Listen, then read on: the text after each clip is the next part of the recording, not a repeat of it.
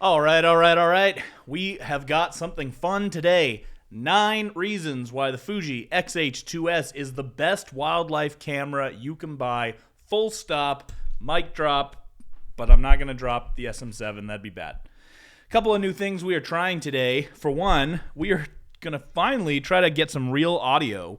I don't know why this has been so difficult for me, but whatever it is, I'm just having connection issues. So I'm trying to figure out how to route the SM7 into the Fuji. I got that working yesterday with a cable, but maybe the preamps stink in the camera. They probably do, and this is a pretty power-hungry microphone. So that just sounded terrible. And honestly, even as I sit here, check. There we go. Okay, we just turned up the levels, so we'll see if this is any better. But yeah, getting a good level on this mic, I have found tricky. I am running it through GarageBand, trying to record audio and bring that in. You don't care about all that stuff. You're here for the wildlife. But before we get into that, we are filming on the Fuji X-H2s. We are in iDetect, and I am shooting on the cheap as heck XC 15-45. I am at the wide end at 15 millimeters, and I'm shooting at f3.5 according to the camera. 60 frames per second shutter speed in 4K 30 frames per second, and at the base ISO of 1250. Something new today, though, we are shooting in Eterna as opposed to F-Log. I'm not loving the official Fuji LUT so far, and that's probably because I don't know what I'm doing in the old color room. So since I'm planning on doing a lot of grading here, we'll see how we go. I'm not sure if we're blowing highlights out here looking through the door. I don't know. This is an amateur channel. We're still learning that stuff.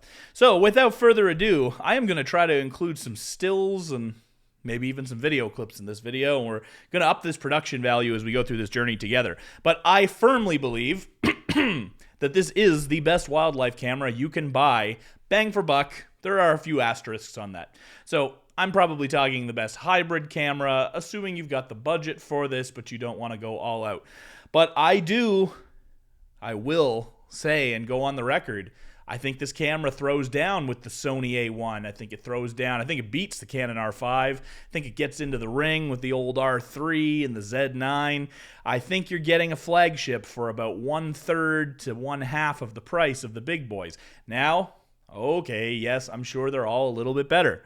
But how much better are they for that price, especially if you just post on Instagram? But I think it's really funny that people spend hours on YouTube watching gear videos. I used to be one of them. I still am one of them. Only to judge image quality for how you post to Instagram with their absolutely god-awful compression. It doesn't make any sense. It doesn't matter what gear you buy. All photos look like crap on the gram. But let's figure out, why is this the best wildlife camera you can buy on the market for the money? Number one, plenty of megapixels. This is a really great sensor. 26 megapixels is all you need, especially on a cropped body. If you're shooting the new lens, you're at 900 millimeters equivalent. Even the old lens, you're still at 600 meters equivalent. And even if you're shooting the beautiful 200 f2, which I've not had the pleasure to shoot, you're still, what would you be at? 300 millimeter equivalent f2 for light. And if you slap on a teleconverter, you could be wherever you want to be in that 400 to 600 range with that. 26 megapixels is plenty. Used to shoot the R5, it was 45 megapixels, but it was basically, significantly less focal length. So I was shooting the 100 to 500 lens, so I was shooting 500 millimeters equivalent and usually having to crop in pretty dramatically. Now, yes, full frame is great in circumstances. If I was on Safari, I would probably... if I was on Safari and could shoot anything I wanted, I would probably want a full frame or even a medium format camera with a lens that will not require any cropping to get me exactly what I want. But real world, usually going to crop, or if not crop, at least need to zoom and get the most reach out of the body. I'm trying to crop less, but it's possible to crop less because I'm shooting now at 900 millimeters equivalent at 26 megapixels, so I don't really need to do a lot of cropping. So 26 is plenty. You don't need more than that. People talking about why the R7 is better than the X-H2s. Probably no one actually said that. But if they did, because they're talking about how it has, 32.5 megapixels, does not matter. It makes zero difference to your actual photos.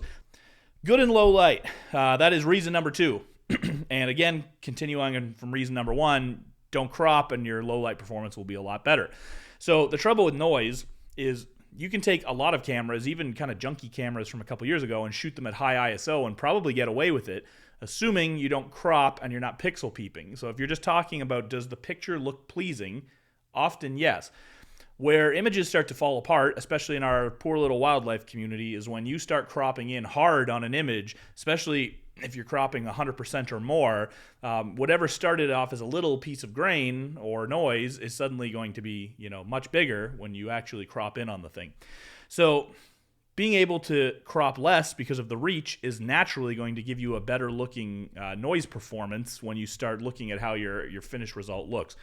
But the body's great. I've comfortably shot this body at high ISOs, at 10,000, at 12,800.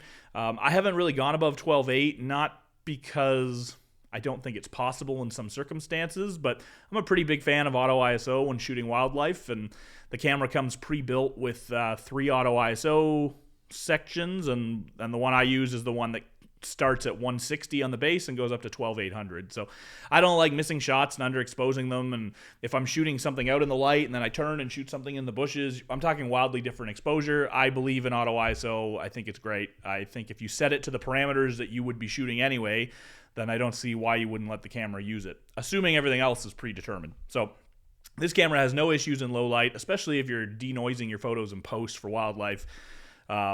It's quite capable. I find it just as capable as the R5 was when it comes to editing my pictures. I don't really see any difference in the light performance.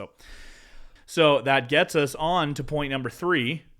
Actually, there's really no segue there, but point number 3, amazing new lens. So honestly, one of the reasons I bought back into the Fuji system after leaving was because the new 150-600 just looked so good. Now, I mean, it's also basically the Sony 200-600. If you put them side by side, they look the same. They're both internal zooms, similar, the same maximum reach, albeit the Sony's usually being shot on a full-frame sensor versus the crop on the Fuji. So I think, the Sony's a little bit faster, but it's also a pound heavier, and you're typically shooting at a shorter focal length. So I would personally rather have the extra 300 millimeters of reach at f8 instead of it's not even a stop, it's f6.3. So you're talking 2/3 of one stop in exchange for an extra 300 millimeters. I think that's a pretty big deal. The lens is awesome. I was at Olympus. I was happy with Olympus. I had an Olympus OM1 pre-ordered, and I was looking forward to getting it. Still think it's a super cool camera, but Olympus didn't have a lens that made me happy. So I've said this in other videos. I was shooting the Olympus 300mm f4 prime, which is so cool. It's such a good little lens, but I'm a zoom guy. I don't like walking around in the field. I trip over stuff. I have bad knees, so I like to kind of find my place and then get creative with my zoom. So when I'm shooting loons in the field, I'm a big fan of the 150-600 range, because at 600 millimeters, I can get tight in on the crops of, let's say, a cropped in headshot when the bird comes close enough. Or I can back off and shoot a wide landscape and, be okay with it and kind of shoot like a small in frame type of shot with the bird.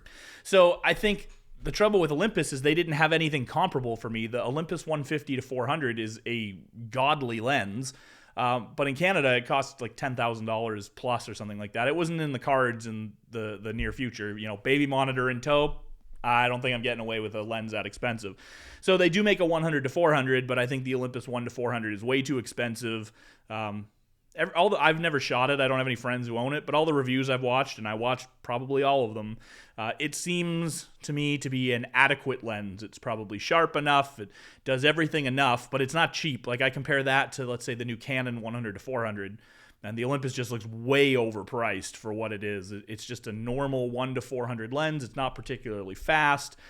It's not affordable. So for me, it wasn't a lens that made me want to stay with Olympus. I knew I couldn't afford the flagship zoom. So I started looking around, and when Fuji came out with the 150-6, I thought that is my dream lens. Yes, it's way slower than the 300 f4, but I think I would shoot better and have more fun shooting it, and so far that's been the case. Also, Fuji has, as I said, the 200 f2, which is amazing. It's such a good lens. Again, haven't shot it personally, but I've seen more than enough images out of that lens. And when you look at the specs, you look at the size and the weight and the price, comparing that to like big heavy primes on full frame equivalents. And that Fuji 200 f2 is a nice piece of kit.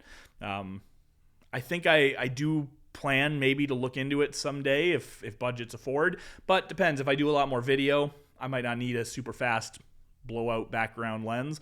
But I would say if you're trying to buy into the system and you like the looks of the new Fuji X-H2s, the 100 to 400 is also a really great zoom lens from Fuji. 5.6 aperture, so it's pretty quick.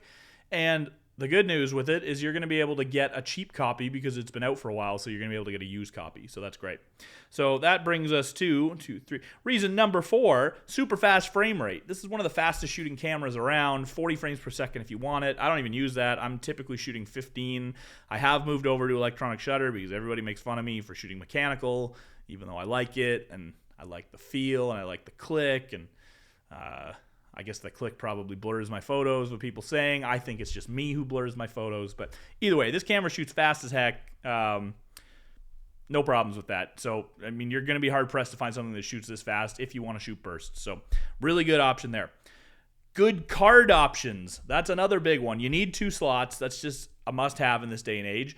But in a camera where you're going to be shooting such sophisticated types of video and high burst rates, getting that CF Express Type B is a big deal. The R5 had the same arrangement, CF Type B and a SD slot.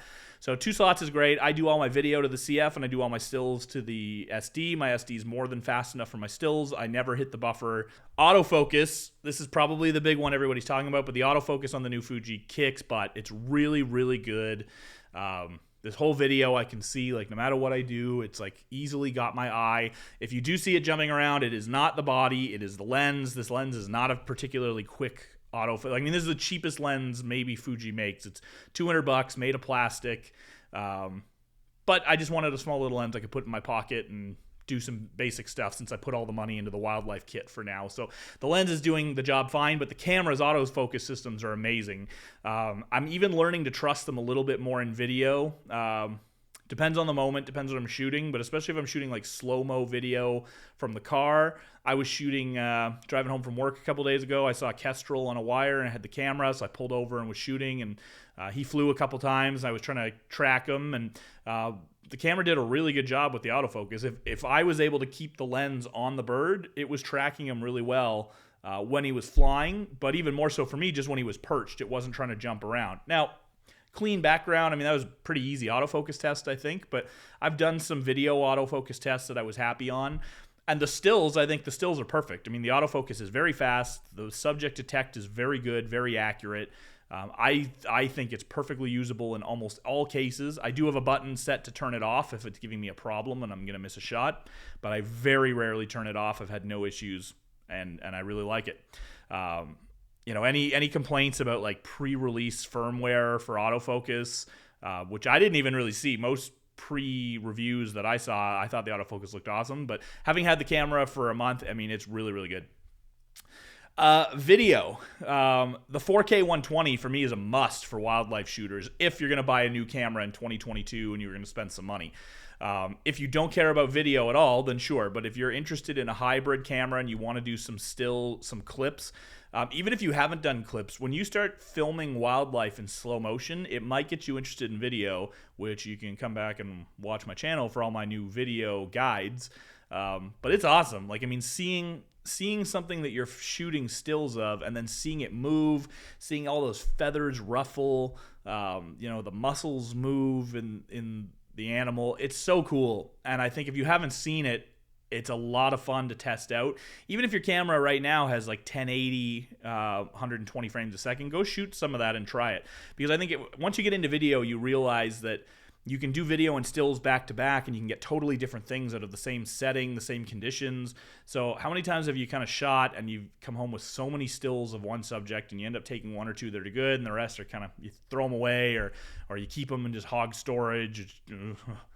But video gives you another option. It gives you something else to capture and something to try. So I think for me, as someone who wanted a hybrid camera, wasn't sure how into video I would be, but wanting the 4K 120 was really important, and this camera crushes it. A little bit of a crop, so that helps you get a little bit closer even than you would without shooting video. And it's super sharp. It's really sharp, nice, detailed footage. I'm a big fan of it. What else we got? It's easy. It's just easy ergonomics. Some people have said this thing's built like a toy, and I'm sorry, you're straight wrong. This camera is not built like a toy. It's built like a little tank, sturdy, professional workhorse camera. It feels very sturdy in my hand. I don't know how you get this camera built like a toy. You're just wrong on that. I would maybe mind a little bit more heft at the bottom, but I wouldn't have wanted them to build the camera bigger. I can just add a battery grip or a grip or even a cage for accessories. I find that maybe my pinky hangs a little bit off the bottom of the camera, but I would prefer having the camera be this size and then I can build it out, as opposed to when I first got my Olympus EM1X, I thought it was great with the built-in battery, the grip and everything just incorporated into the design. But I pretty quickly got over that, and it started being kind of a hassle every time I wanted to take it with me in the vehicle. And it was a lot going on with the body. So I really prefer the size of this. The batteries, we're still using the same battery format as the X-T4. So you can find used batteries, you can find third-party batteries. Like, batteries are easy to come by. Batteries are good. They last a long time. In a day, I usually go through one battery and maybe move on to a second if I have to, but that's a pretty good day of shooting video and stills, and probably shooting a lot for 4 or 5 hours, couple thousand pictures. So I'm not feeling like I'm burning through batteries at all. It's certainly not like a DSLR. I mean, I had a D850 for a while, and I think I charged it like once a week. I mean, every time I picked it up, the battery just seemed to be full. But very different story. I mean, we're running a crazy display. I didn't even put that on my list of why this thing is so great. But the EVF, the resolution is so nice. It's so vivid. It's so crisp. When you want to zoom in and check sharpness on a photo, that's a big win this camera has over other things. So I guess I should have... okay, bing. That's 0.8. The resolution on the EVF, it's so good. It really is a big difference. I didn't think resolution on your EVF mattered. Again, shooting the EM1X before this had a really cruddy viewfinder. And I don't even care about blackout. I didn't find blackout on the Olympus much. I could still track birds, no problem. I've never thought that was a big deal. But wow, immediately I noticed this when I take a picture and my eye is still to the viewfinder and I want to zoom in and check sharpness or feather detail. This is really accurate, and it's just nice to look at. So you get excited to check your picture as opposed to wanting to get it back to your computer. Weather sealing is good. Size is good. Everything's good. So, our last point, price for features. Show me something that beats this with all of these features. Now, please don't tell me about how other cameras can do some of these things for cheaper, because yes, they sure can. I will not begrudge what Canon's doing with the R7 and maybe even the R10. If you're on a budget and this Fuji is out of your price range, I'm not here telling you to spend more money. I think that's awesome that different brands have come out with options. Actually, not even different brands. Canon has come out with affordable options that give you high-end features, for a wildlife photographer is mainly a quick camera with good autofocus and solid low-light performance with good lens options. And I think it's really cool what Canon has done. I think a lot of the features in the X-H2s that are really good will probably come out in the cheaper X-T5. So if you're not really big into video, keep an eye out on what the X-H2 and the X-T5 do, because you might be able to get a lot of the same specs. If you're like me and say, hey, I don't need 40 frames per second, I'm happy in the 15 to 20 range, and I don't do a lot of video, you might be able to save maybe 30-40% off the price of this camera, depending what the new bodies come in out. And then if you were to buy, let's say, the 100 to 400 used, you could get it into this new Fuji system quite a bit cheaper. But if you are looking... For me, I don't compare the X-H2s to the R7. The X-H2s is a way better camera than the R7, but it's a lot more money. I compare it to the A1, the Z9, the R3, R5. Not even the R6. I think the R6 is a pretty different camera. Cool camera, but bang for buck. I don't think the R6... I don't think if you shot this in the R6 back-to-back, I don't think you're going to come away with better stills on the R6 in a meaningful way than you would with this camera. And the R6 would leave a lot of other features behind that I think this can provide. So, again, if you're a Sony diehard and you're here and you just hate everything I say, that's okay. Like and subscribe anyway, please. But, I mean, look, an A1 costs, in Canada, $9,000, and this camera costs $3,000. So I say, is the A1 3 times as good? Definitely not. Is it twice as good? I don't think so. Is it 10, 15, 20% better? Maybe. I think the autofocus is probably pretty similar. I think the video performance is pretty similar. I think the full frame sensor on the A1 is probably a little bit better in low light, but you're trading that off for reach. So again, remember, all of my reviews are specifically coming from a wildlife point of view. But when you talk at the intersection of reach, low light, speed, autofocus, you put all that together, this camera is hard to beat. And if video matters at all to you, then nothing is going to give you these features in this price range from any other manufacturer. So I believe it. I'm here for it. I'm still grumpy. Thanks to Fuji Rumors for the shout out on my video from yesterday. I think that is just a targeted slight from old Fuji USA to give you such a great deal. They're going to give you a CF Express card for free if you buy one of these cameras already, or if you buy it before the end of September or whatever the deadline is in the US. That's so great. I'm so grumpy that I don't get it. But even without that, this thing is just so good. So this is the camera. If you can afford it and you've been looking at it, but you've been a little sketched out and you're not sure if it's worth the money, it's definitely worth the money. In the last year, I shot Fuji X-T3, Canon R5. Then I switched to a Sony RX10 Mark IV because I wanted to save a bunch of money and see if that camera could get me results. It was very cool, but it wasn't on the same level. Then I switched to a D500. Then I switched to a D850. Then I switched to an Olympus EM1X. So I've shot all the brands, tried a lot of the features from different things. I have friends who have every camera you can think, all the flagships, all the mid-end stuff. So I have a lot of experience with a lot of these different cameras from a wildlife shooter's point of view. I'm not talking other genres. These are all wildlife colleagues of mine who shoot wildlife, live, breathe, and sleep wildlife shooting. And from their experience, my experience, reviews, cameras I've owned, research I've done on what I wanted, when Fuji announced this, I said, hey, I'm going to keep my Olympus. And then I started looking at the features, and I started looking at the features, and I started looking at the price and realized it was almost this couple $100 more in the Olympus, but twice the camera with a lens that made me just quiver. And wow, you can't beat it. So I'm here to spread the word. This is a wildlife powerhouse, and we're going to spend the next couple of years proving it. So thank you. If you like this video and you're new here, like and subscribe. And if you're not new here and you've been following the last couple of weeks, thank you so much. This is so cool. I've wanted to start a channel and talk about stuff I'm into for a long time. And when my Fuji arrived, I thought, hey, maybe some people will be interested in what this camera can do and the work I get with it and shooting nature. And it looks like a lot of you guys have. So that's great. So thanks for being here, and go get your pre-orders in, because this thing's going to be a powerhouse for a long time, and it's going to be a popular camera.